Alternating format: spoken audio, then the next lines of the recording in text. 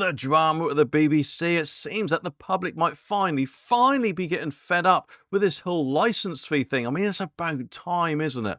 And there's talk that it might be ditched within the next few years. And I know we've heard this before, but there seems a lot of things have happened recently, which could be the straw that broke the camel's back, if you know what I mean. So who knows, the BBC executives might have to leave these fancy offices like the one behind me. Although at the minute, as we all know, if you want to watch live TV or BBC iPlayer, if you're that really low on entertainment, it will cost you £174.50 per year, which personally I think could go to much better things. I mean, I personally don't have a TV licence because I don't watch live TV or lower myself to watch BBC iPlayer, but they reckon that cost is to keep the BBC running, but a review is on the horizon, and that might suggest some content could be subscription based instead.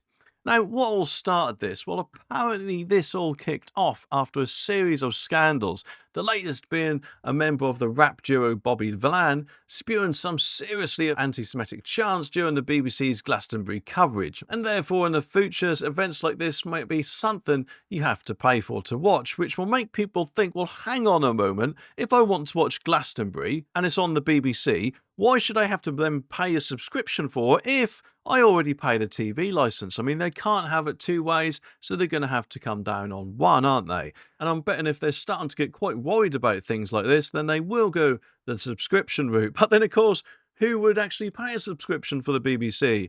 I myself wouldn't, and I'm pretty sure many people won't, because the TV licence itself already appears to be quite an overpriced subscription, or could be seen as, couldn't it, eh? So, I think they'll go for the adverts route myself, and then it would be companies paying for the BBC, not you and me.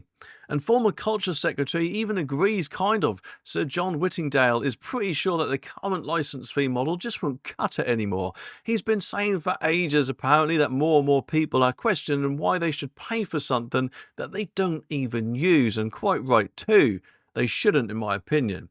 If this trend keeps up, the BBC could find itself in a bit of a financial pickle with less money to invest in its programmes, and of course other things, shall we say, that it invests it on.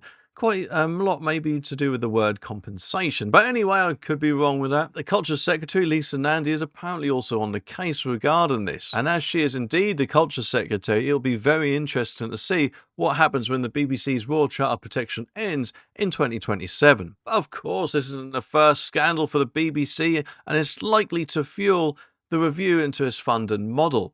The BBC Charter, which outlines the terms of its agreement with the government, runs until 2027, as I was just saying. And right now, the BBC rakes in about £3.7 billion from the licence fee, but only 80% of households are actually paying it. And that number is dropping each year, whether you like it or not, BBC. Experts also reckon that the Glastonbury controversy, shall we call it, along with the fallout from the documentary about Gaza, might be the final straw. I don't know who these experts are, but hopefully they are indeed right. Sir John is worried about the traditional public service broadcasting like news and education might not survive a subscription model, and he's asking what unique content the BBC can offer that no one else can. Now, I don't know about you, but I cannot stand when people say stuff like that, because the BBC, at the end of the day, whether they like it or not, they are just a channel among loads of channels.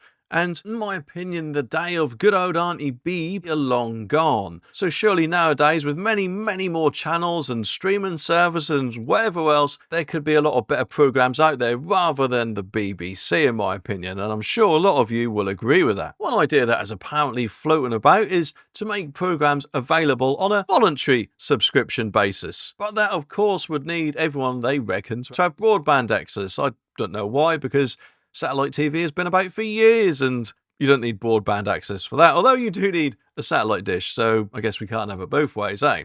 BBC Director General Tim Davie has also been warning about a crisis of trust in the UK. Well, no surprise in there with Labour in charge, is it, eh? Which apparently would have big implications for society, and he believes the BBC has a crucial role to play in keeping the UK cohesive and successful. I personally don't think he has that much of a big role to play, but there you go. On the other hand, Defund the BBC campaign is calling for the broadcaster to be treated like a failing school and put in special measures, which would be awesome, wouldn't it? And Rebecca Ryan, who leads the group thinks that the BBC repeated mistakes can't be brushed off as errors. She believed that the BBC is untrustworthy and needs to be held accountable for its failings. But just what they all said about it? Well, the Department for Culture, Media and Sport said, "We have not discussed charter renewal with the BBC in the context of the events at Glastonbury. We have, of course, though, discussed charter renewal more broadly, and it is absolutely right to say the BBC's editorial standards will form part of that discussion." The BBC themselves say that the suspension of the licence fee is a matter for the government, which of course I don't know about you, but personally I think that sounds like a massive big cop-out from the BBC, because let's face it, they don't really, I'm guessing, want to kind of admit defeat with their licence fee, do they? So I'll be back very soon with some more videos, so make sure you click the subscribe button down there so you don't miss my next one.